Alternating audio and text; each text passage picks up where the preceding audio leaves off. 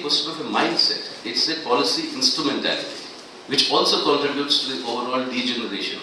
I would call it degeneration of the human mind, of the human thing, that can lead to the actual crimes that we are seeing and what happened yesterday in Mumbai. I mean, what happened in Delhi. All of us know all these things, and they are absolutely correct. The rape cases, the party is right when it says at least 30 to 1 is the ratio of reported and unreported ones. But the point is, one, it is a very important aspect to change the consciousness and the mindset. But number two is that in order to change it, you also have to create material conditions whereby the law is feared. You have a situation in our country, forget respect, there is no fear for the law. You have all the constitutional rights of equality, but when it comes to the implementation of that, there is no justice delivery mechanism worth the name that can instill a sense of fear amongst the people who commit such crimes. Look at your justice delivery system.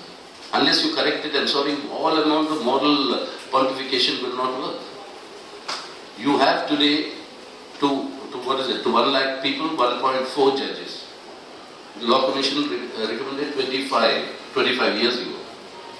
You have from 1.09, it is increased to 1.40 in the last 20 years. Cases are never tried. 37% of rape cases which are registered are not investigated. 3 out of 4 culprits walk free after committing the thing, after the case is there in the courts.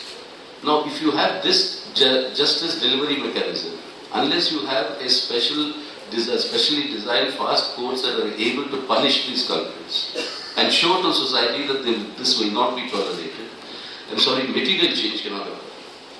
Your ratio of policemen to people is one of the lowest in the world. Your registration of the cases is one of the lowest in the world. Yet the numbers are rising, as Abhilash has told us in their report. Now, that is one important aspect, changing the mindset. I'm not undermining that at all. That's absolutely important aspect, but material values we inherited from a feudal or a pre-feudal social order, all these things that subjugate women as women in society, that's all true. All of that needs to be changed. But then there's another thing that's happening today we must recognize.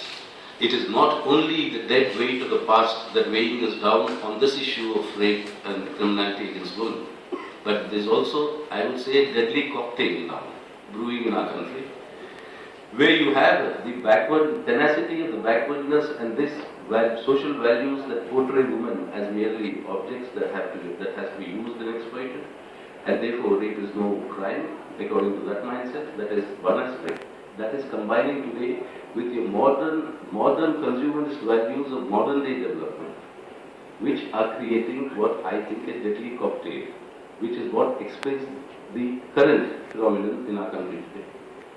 There was an Iranian sociologist, since Abhilash is subject to sociology, maybe you should know, it's Jalal Ahmad.